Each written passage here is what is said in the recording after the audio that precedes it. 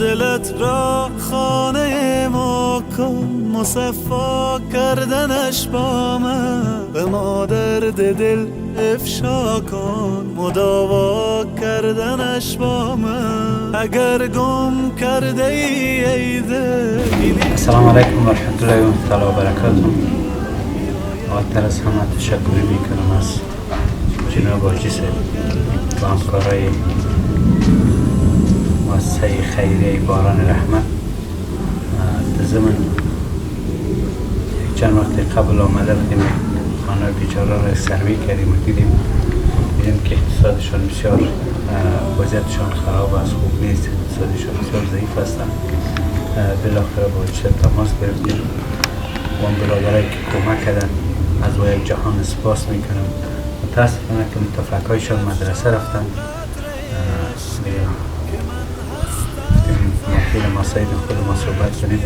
این چیزی که مواد خوراکه بود برشان بود مستقل آرد، بیرس، روغن، لوبیا و برنج و ماش برشان نبود برشان تسلیم. دوستای برادرانی که کمک کردن اما خانهایی که ما شناسایی میکنیم و به شما اطلاع میتونم و شما کمک میکنم و شما جهان سپاس میکنم. شما که مردم بیچاره و غریب از این حالت زمستان و که کار و روزگار بیچاره ندارن، سالشان صفر است، شما کمک میکنین. جهان سپاس میکنم با امید کمک های همیشگیتان. اگر ما شما یک دست به دست بتیم انشاءالله یک فقیر هم نمیمانه در افغانستان. باز هم تشکر میکنم از مؤسسه باران رحمت. جهان سپاس میکنم. تشکر. السلام علیکم و رحمت الله و برکاته.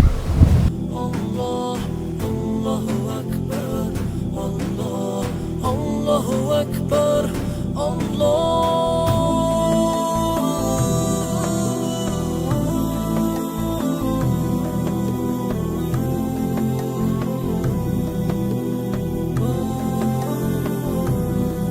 به قرآن آیه رحمت فراوان است ای انسان. بخوان این آیه را تفسیر و معنا کردنش با من.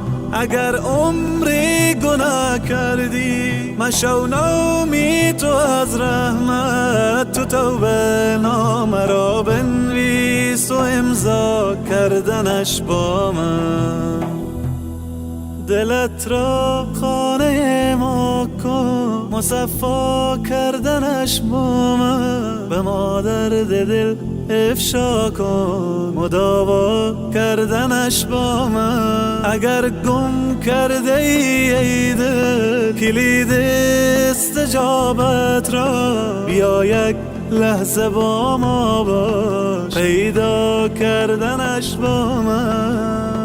الله اکبر، الله اکبر، الله اکبر، الله اکبر، الله اکبر، الله اکبر، الله اکبر، الله اکبر. لا اله الا الله محمد رسول الله. لا اله الا الله. السلام علیکم و رحمت الله تعالی و برکاته.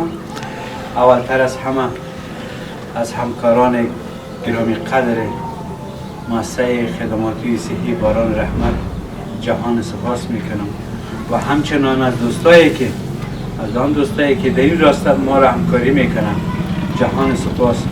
چند قبل یک فامیل بی‌وضاحت را شناسایی کردیم که وضعیت اقتصادشان خوب نبود، بسیار پریشان بودند.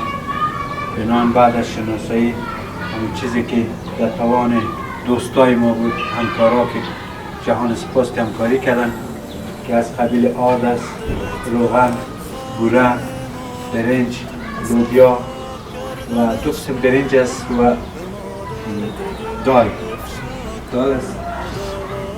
باز هم از شما و از تمام همکارایتان جهان سپاس. هر وقتی که شما یک چیزی یک کمک میکنید انشاءالله به وجه حسن برای کسانی که مستحق هستند انشاءالله استفاده میرسد. دوستان عزیز، قسمی که شما امروز تصاویر دیدین، لله الحمد ما با اون فامیل هایی که از طریق دکتر صاحب عزیز سروی شده بود واقعا فامیل های مستمند بودن و لله الحمد ما تانستیم امو پکیج مواد خوراکی رو برمی فامیل ها برسانیم و جا دارد که یک بار دیگر قلبا از تمام شما ابراز امتناع و سپاسگزاری کنم. واقعا در این شرایط دشوار که شما دست هموطنان میگیرین و بر لبانشان لبخند میارین قابل ستایش است. الله متعال اجر دارین بر همه‌تان نصیب کنه. اگر شما میخواین که همچون فامیل های مستمن و بدون سرپرست در این شرایط دشوار زمستان کمک کنین، ما در خدمت شما هستیم. انشالله با کمال اخلاص و صداقت ما خانه به خانه میگردیم و کمک های شما را به همه هموطنان مستمند و بی‌بضاعت خود میرسانیم. عزیزان، شاید شما در دلتان بگرده و پیامایی که ما میایم از شما دریافت میکنیم، بعضی کسا میگن کارهای بنیادی. طبعا یک مشکل حال که هست این فامیلایی که ما پیدا میکنیم واقعا اینا یا کسایی هستن که هیچ کارگر در خانه ندارن و یاده شرایط دشوار زمستان، شرایط کاری برشان ایجاد کرده نمیتونیم. از او خاطر فعلا اکتفا به این میکنیم که مواد غذایی برشان برسانیم تا اینا بتانند در این شرایط دشوار زمستانی همو یک ماه خدا به خوبی سپری کنند. جا داره یک بار دیگر از تمام کسایی که از شهر فرانکفورت ما را کمک کردن تا ما هی کمک ها را به این فامیل های مستمند برسانیم ابراز امتنان میکنیم. در آخر ما میخوایم که یک پیام خرد کوچک داشته باشم از برادر عزیز خود سیرجان که کمک کرده بودن و ما برای 5 فامیل مستمند به اندازه 5000 افغانی پکیج بر هر فامیل رساندیم. الله متعال در میزان حسنات شما بیفزاید. السلام علیکم و رحمت الله. تو از رحمت تو توبه نامه را بنویس و امضا کردنش با من دلت را